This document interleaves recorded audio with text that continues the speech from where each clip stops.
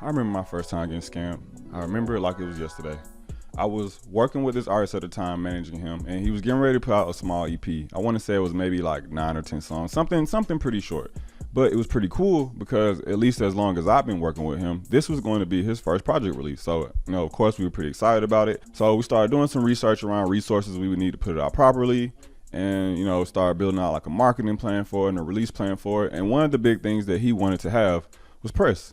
This was back in 2017 maybe, so this was around the time where press was still super important, not nearly as unimportant as it may have become today, but at this time it was still pretty important. A lot of people still wanted to get press and wanted to be on blogs, understandably. So after doing some more research, somehow we came across this publicist that honestly can't even remember how we found this guy, which maybe should have been the first red flag, but we came across this guy that sold us on his services as a publicist. So he started giving us all this good ear candy about how he could get us on like Ear Milk and Complex and PNP and all these blogs that at the time were like the blogs to be on. Now we pay him the money, and the first week of the campaign goes by and the artist gets on like one of those blogs. I think like Ear Milk maybe.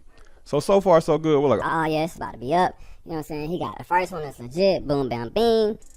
Another week goes by and he doesn't respond to our emails. We don't see anything go up. I'm like, okay, I come from the press world, so I'm like, I get it.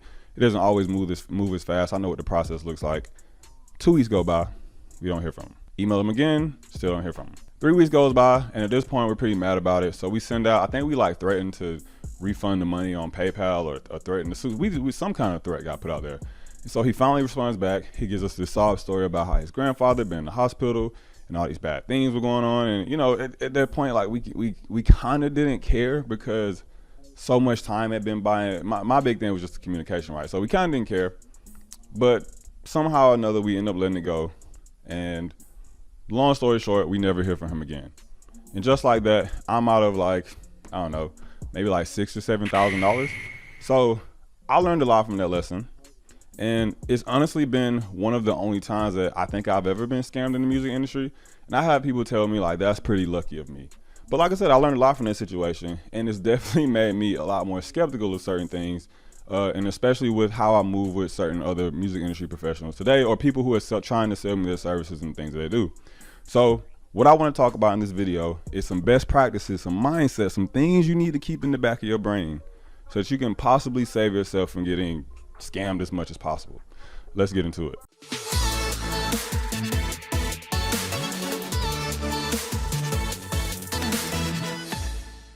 What's going on? My name is Kohrey, music marketing co-founder of Country Brand Agency. And today, I want to talk to you about some practices, some mindsets, some things you need to keep in your heart that could possibly save you from getting scammed one day, or keep you from getting scammed as much as possible, because the music industry is a grimy game. There are a lot of scammers out there who are looking to take advantage of young artists, and I just want to protect you guys, man. I don't want to see y'all go out like me and come out of pocket, 6-7K and have to eat ramen noodles and sleep on the floor for months after that, So before we get into all that, come and follow me on TikTok and Instagram. Links will be in the description below. Come talk to me, come engage with me, come give me some video ideas, all that cool stuff. Also, make sure you check out the new Relaunch Brandman Network. It's growing by the day. It's turning into this real dope community. And me and Sean are putting a lot of game in there, If I got to say so myself, I would say we like a 12 out of 10 right now, Like we ain't missed yet. So check it out. Link is in the description below if you're interested in learning pretty much all the different marketing things that we talk about and are interested in all the new marketing content that we're going to be putting out. Then yeah, check it out. Link in the description. Now with that being said, let's go ahead and get into it. So the first thing that I want to talk about actually is why you as an artist is probably going to get scammed, or at least the archetype of the type of artist that I see get scammed the most, or are getting scammed the most. And their artist is usually an artist that's super impatient. A lot of the times they're new, they're greener to the industry. They maybe don't have a lot of resources, with that being people in the music industry who they can get advice from, or, maybe even know about too many resources like us, who can give them advice in the music industry. And they're super impatient and they're green, right? So because they're green, they don't really know how to move correctly in the industry. They don't know what are the signs of things to look for that point to a person being a red flag, and they don't know what to expect as far as like results, right? So an easily scammable person to me is someone that can be sold these insane results for very little money, and the person falls for it because they're impatient and they don't know any better. So they really do think that, yo, $500 can get me into Rat Caviar. And if I get into Rat Caviar, I'm gonna become the next Drake. or they really do believe that, yo, this record label executive is gonna fly me out to New York to have dinner with me and listen to my project, even though he can stream it on Spotify for only $150. Once again, because they don't have context of what do these people really look for, or how do they really move, and then again, how much do certain things cost. I also think the easily scammable person is the one that's too trustworthy of everyone that come across. Now, I'm all about giving people the benefit of the doubt, and I do believe that if you're too hyper skeptical in the industry, you'll burn a lot of bridges and you won't move forward because you'll just be too mistrusting of everything. You'll never really make any moves. So I do think there is a line where you can become too not trusting enough. I don't know what I'm trying to say, but I have met some people who are the exact opposite. They give everyone the benefit of the doubt. They believe in the good of everyone, and they want to give everybody a chance to the point to where they see them win.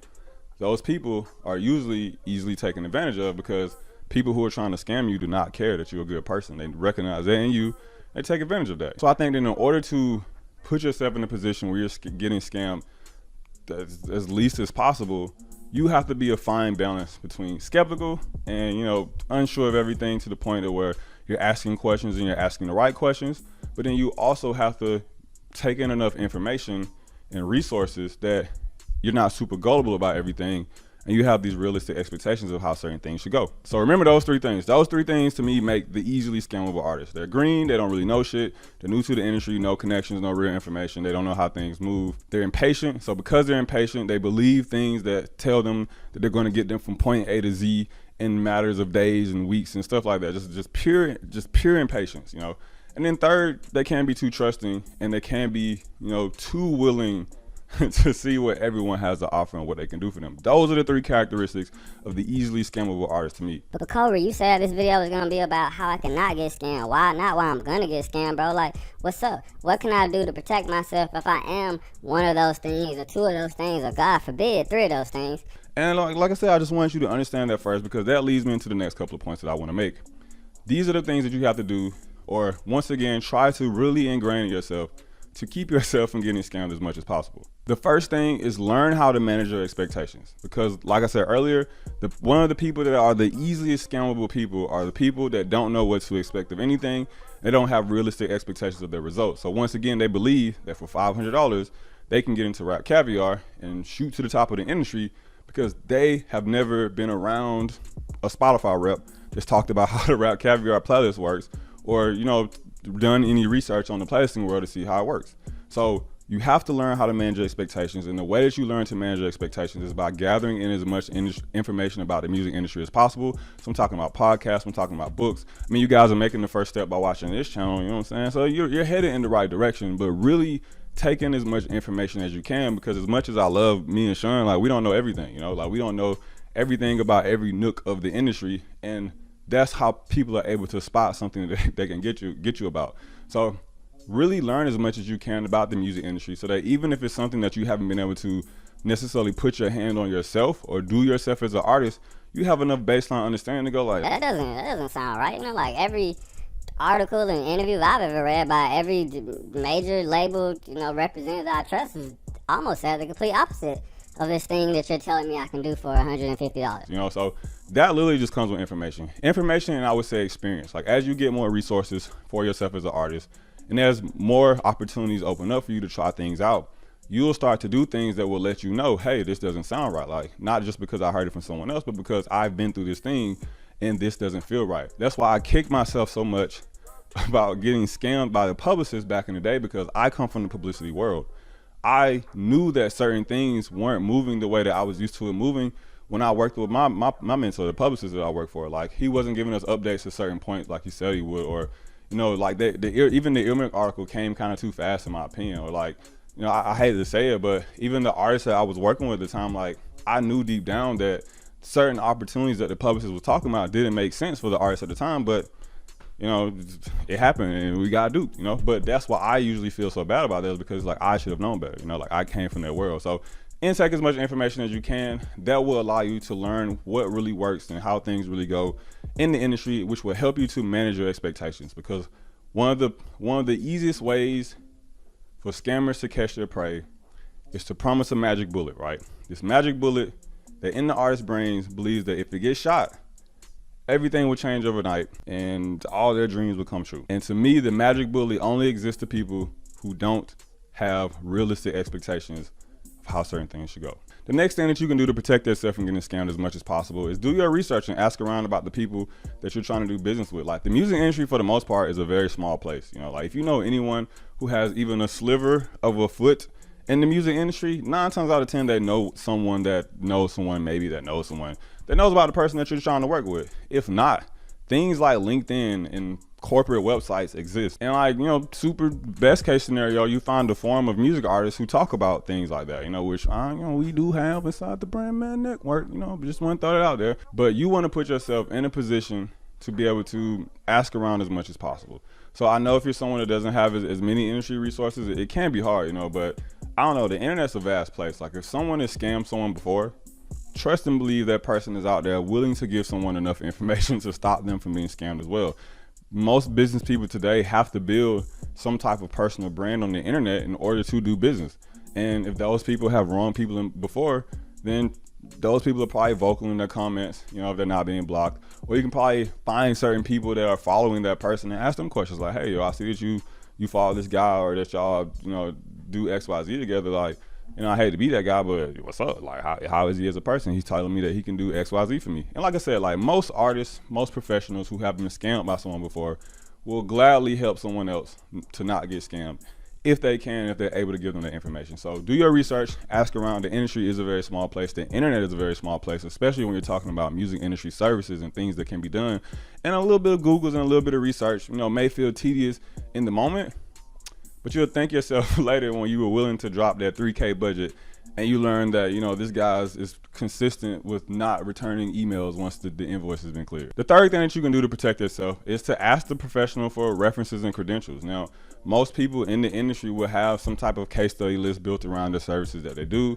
They have some referrals if you ask. Like, everyone doesn't offer referrals, and I get it. Like, sometimes people don't want to, like, refer you to people in their professional network. So it's more common to see case studies and be like, hey, can I see some examples of your work? Can you point me to an artist that you've gotten great enough results around that you're comfortable with, that I can go, one, check them out, and then, you know, going back to point number 2, ask them some questions if I feel like I need to ask them some questions. So ask for references, ask for credentials, and ask for case studies. I say ask for credentials because if you're dealing with someone on a corporate level, you know, like, one of the most popular scams I see is the age-old trick of, hey, there's an A&R in XYZ city from XYZ label that wants to talk to you and fly you out.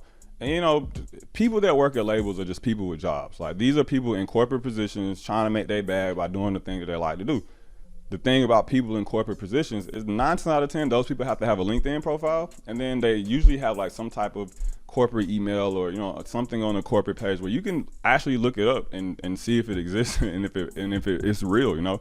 So if they're someone that is claiming to be from some type of super professional background, like a label, major publishing company, something like that, like, literally ask them for credentials. Like, ask them, like, hey, prove to me that you are who you are. Show me something. Show me your work badge. Email me from your work email. That to me is the easiest one. Like, email me from a legit work email, you know, or point me to your link, DM me from your professional LinkedIn profile, like, you know, so I can look and go, oh snap, all these resources and people commenting and all that stuff are real people that you possibly know, you know. So ask for credentials, ask for case studies, and ask for referrals in the situations as they make sense.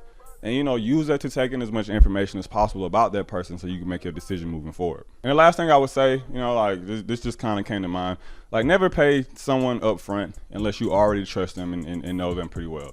You know, like, most professionals will offer payment plans where it may be, let's say, like a down payment up front, and then once they get a certain amount of work set up or a certain amount of stuff set up, then you can pay the remaining amount. I say, unless you, like, super trust the person that came referred to you from somebody you trust, always take the option to split it up. So that way, worst case scenario, they get you for that. At least you made it out, you know what I'm saying, unscathed with all of your budget. And then 2, you can use that whole process of how they're maneuvering during that point to decide if you want to continue moving forward or take your money back. And the other thing I would say, just while I'm in the mind of that, these just keep coming to me, is pay through a trusted payment source. Pay through something like a PayPal services payment, or, you know, pay through your credit card from a bank, something that if shit hits the fan, you can at least file a dispute and get your money back. So people that ask you to send them payment through things like Cash App and Venmo and Western Union, like, these untraceable sources, or these sources that don't have a dispute method, they're more than likely trying to scam you, because no legit business is going to be like, yo, pay me through the friends and family payment plan on PayPal. No, we have invoices, pay through the invoice, send me that bank transfer, pay me through services so I can track it when tax time rolls around and shit looks legit. You know, so like those are red flags that let you know as well if someone is trying to scam you. Hey, can you send me this payment as a friends and family only option? No, absolutely not. Hey, can you Western, my bank is down for some reason. Can you Western Union me the deposit? You know, sorry for the inconvenience. Like, no, when your bank is fixed and they figure it out, I'll be here, you know? So that's another thing I want to throw out there before jumping out of that topic. Yeah, don't send people money through ways that you don't trust and believe in that aren't secure. Just don't do it. So there it is, guys. Those are my tips for how you can prevent yourself from being scammed as a music artist as best as possible. And trust me, I get it. There are some elite top level scammers out there who know all the things I talked about, and they make sure to set themselves up in a way that, you know, still makes them look super believable. So I said to say, like, I'm not 100% guaranteeing that you won't be scammed, but you know, if I can knock that percentage down 10, 20, 30%, and I feel like I did a pretty good job, you know what I'm saying? And this video was actually inspired because one of my good friends got an email from a fake label pretending to be QC, trying to get him on the phone to do like a $200 consultation with their A&R, like some very clearly obvious scam bullshit that was like, hey, I should make a video about how not to be scammed. That friend actually also thinks that we should make a video responding to that scam email, pretending to be artists and go through the whole process to see what they would do. So, you know, I've been thinking about it. If that's something that you guys are interested in, drop in the comment section below. You know, we may start putting that together. I don't know if I want to waste the time doing it if y'all aren't gonna watch the video, you know what I'm saying? So let me know. Other than that, I'd be curious to hear what are some things that you do to help yourself not get scammed. What are some red flags you've seen? How have you been scammed, and what did you learn from that situation? Drop those stories in the comment section below. I love to hear about it myself, you know, so we can all learn together. And then you never know when you may be helping some artist that is on the verge of being exactly where you are. You know, like I said, like I know most artists, if you guys could, you would love to help another artist not get scammed as much as possible. So drop those in the comment section below. Other than that, if you feel like you learned anything today, please like and share this video. Hit those post notifications as well, as I wouldn't want you guys to miss anything. Once again, my name is Kohrey, and I'll see y'all next time.